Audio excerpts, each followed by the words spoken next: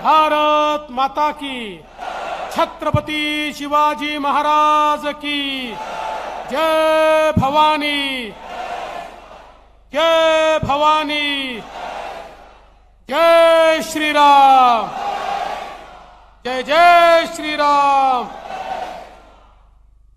हिंदवी स्वराज्याचे सरसंस्थापक छत्रपती शिवरायांना मानाचा मुजरा करतो। भारतीय राज्यघटनेचे शिल्पकार भारतरत्न डॉक्टर बाबासाहेब आंबेडकर यांना मानवंदना अर्पित करतो।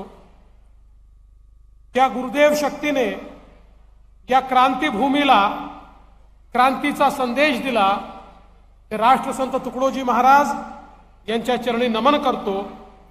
आजच्या विजय संकल्प सभेमध्ये मंचावर उपस्थित असलेले महाराष्ट्र सरकारचे मंत्री आदरणीय धर्मराव बाबा आत्रामजी, आपले लोकप्रिय उमेदवार अशोकराव नेतेजी, आपले कार्यसम्राट आमदार बंटीभाऊ भांगडियाजी, डॉक्टर नामदेव उसेंडीजी, वसंतजी वारजूकर, श्यामजी हटवादे, राजू पाटीलजी, राजू देवतळेजी, अशोक रामटेकेजी, मनीष तुंपल्लीवारजी, ममताताई डुकरे, मायाताई ननावरे, प्रियाताई तांबट, मनोहरजी मुंगळे, घनश्यामजी डुकरे, गणेशजी तारवेकर, संतोषजी रडके, आवेशजी, योगेशजी ढगे, या ठिकाणी उपस्थित सचिनजी अगडे, हेमंतजी भैसारे,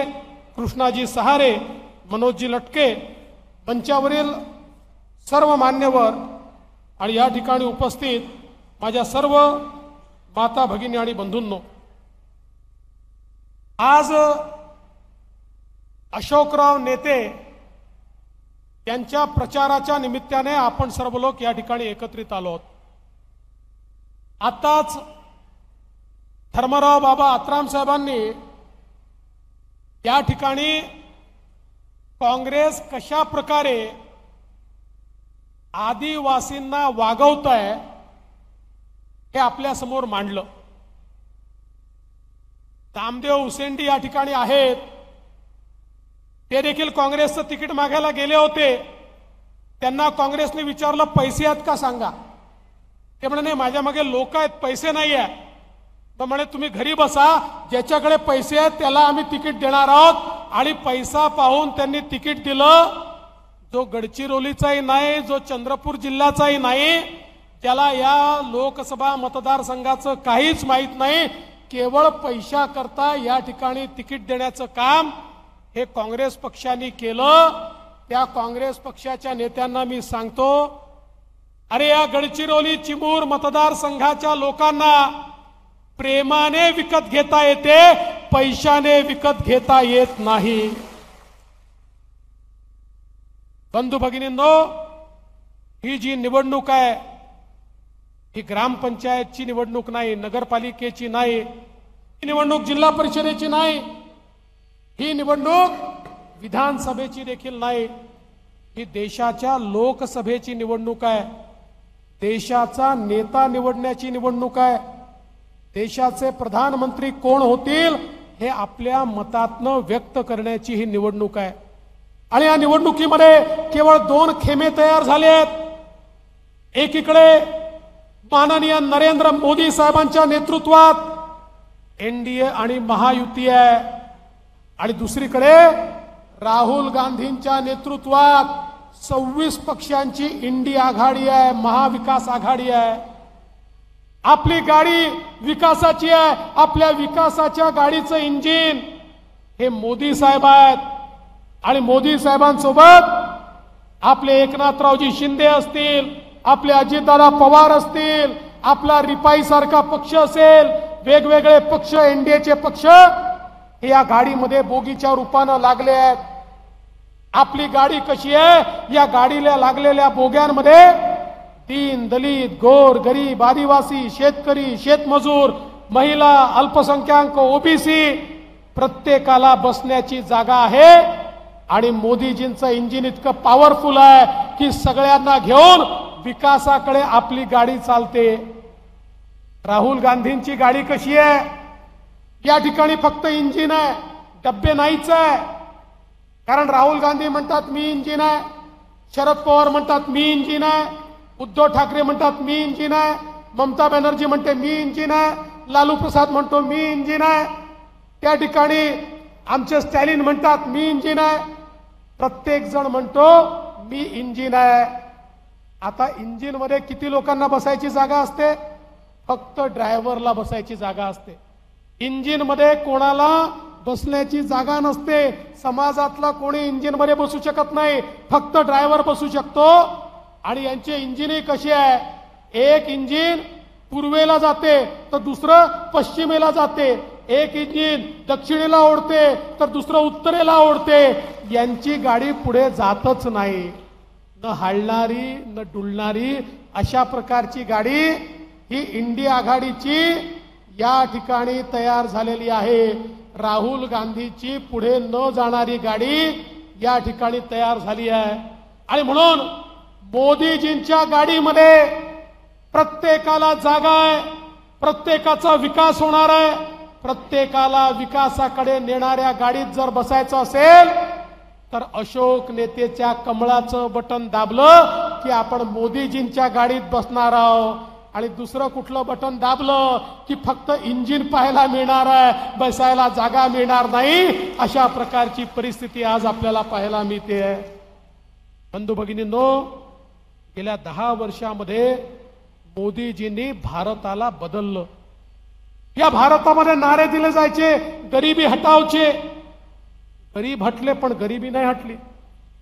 इंदिराजींनी नारा दिला, नेहरूजींनी नारा दिला, राजीवजींनी नारा दिला, सोनियाजींनी नारा दिला, राहुलजी पण नारा देतात. प्रत्येकाने नारा दिला गरिबी हटाव, पण हे गरिबी हटवू शकले नाहीत. यांनी आपल्या चेला चपाट्यांची गरिबी हटवली पण सामान्य माणसाची गरिबी हटवू शकले नाहीत. पण एक सामान्य चहा विकणाऱ्याचा पोऱ्या या देशाचा पंतप्रधान झाला तर गरिबी हटवण्याकरता गरीब कल्याणाचा अजेंडा या देशामध्ये मोदीजींनी लागू केला. 10 वर्षातला चमत्कार बघा. 10 वर्षामध्ये मोदीजींनी या देशातल्या 25 कोटी लोकांना गरिबी रेषेच्या बाहेर काढलं. जे 25 कोटी लोक गरिबी रेषेखाली होते त्यांच्या जीवनात 10 वर्षात परिवर्तन केलं.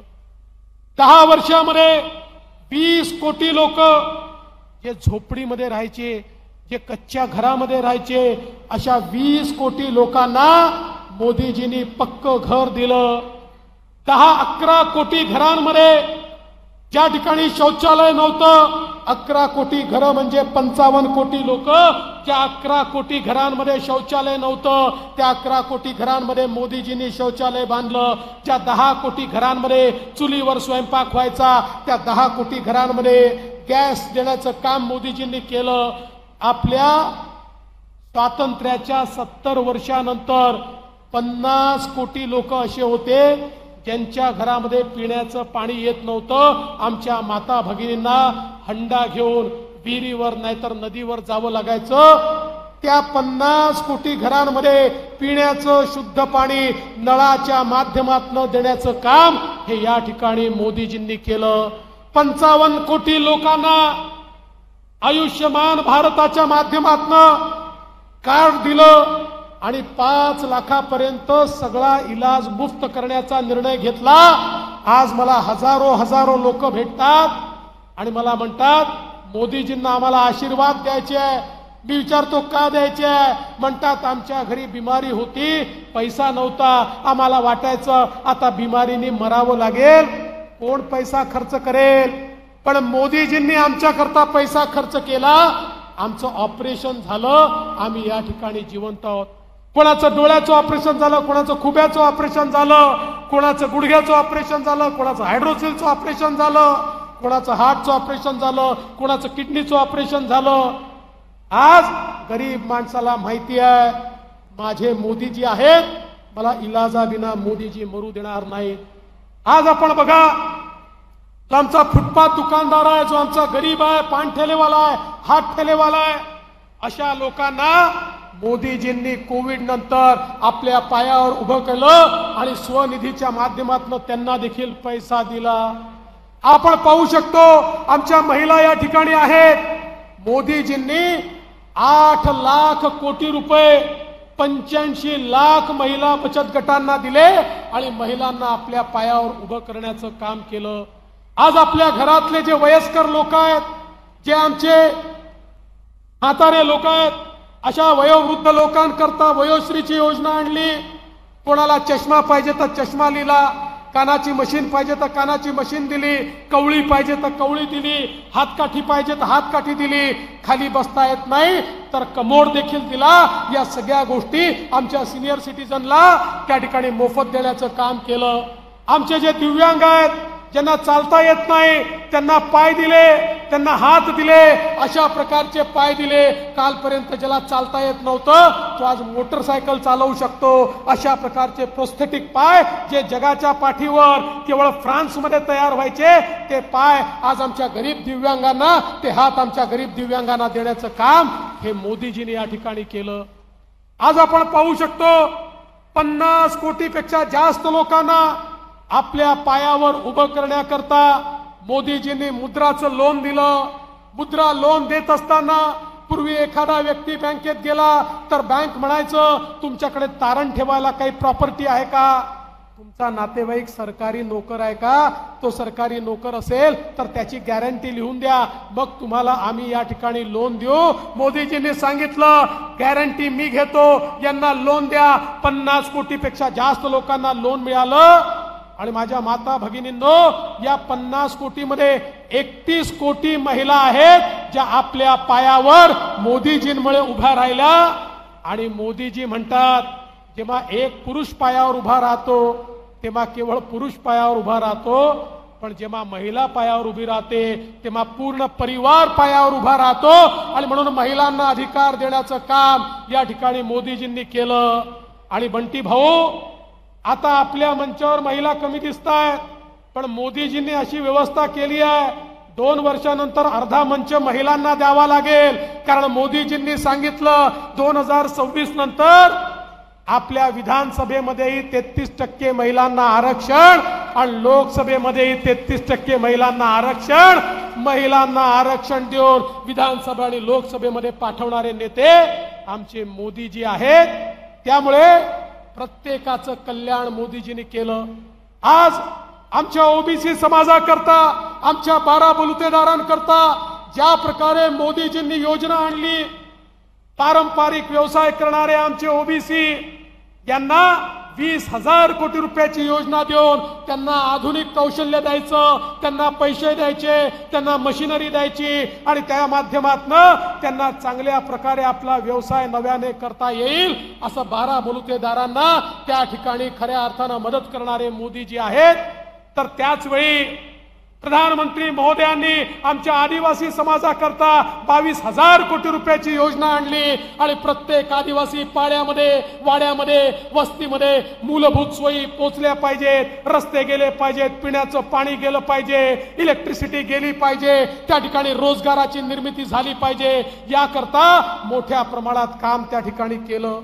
आज आमच्या अनुसूचित जातीच्या युवकांकरता स्टँडअपची योजना आणली आणि देशभरातल्या सगळ्या बँकांना सांगितलं, तुमच्या जेवढ्या बँका आहेत, त्या बँकांच्या जेवढ्या ब्रँचेस आहेत, प्रत्येक ब्रँचमध्ये किमान 2 अनुसूचित जातीच्या दलित आमच्या मुलांना कर्ज द्यावं लागेल आणि ते कर्ज तुम्ही देऊन त्यांना उद्योजक केलं नाही तर तुमचा लायसन्स रद्द होईल।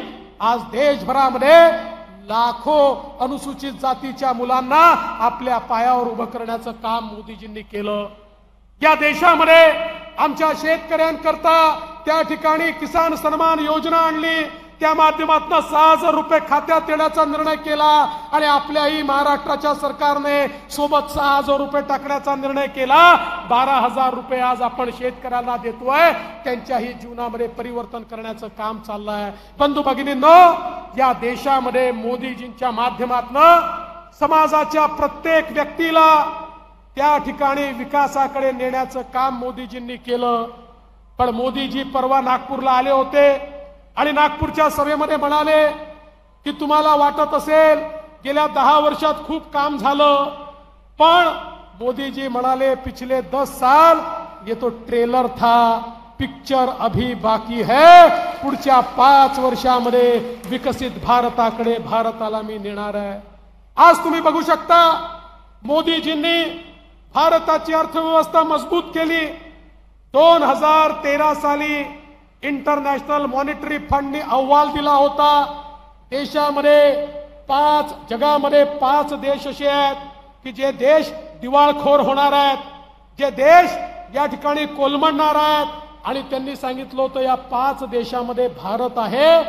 10 वर्षात मोदीजींनी अशी अवस्था आणली की त्याच IMF ने 2023 ला अहवाल दिला आणि सांगितलं जगातली सगळ्यात वेगानं विकसित होणारी अर्थव्यवस्था ही भारताची अर्थव्यवस्था आहे. सगळ्यात मजबूत अर्थव्यवस्था ही भारताची अर्थव्यवस्था आहे. आणि 10 वर्षामध्ये 11व्या क्रमांकावरनं भारताची अर्थव्यवस्था 5व्या क्रमांकावर आणली. ABP माझा, उघडा डोळे बघा नीट.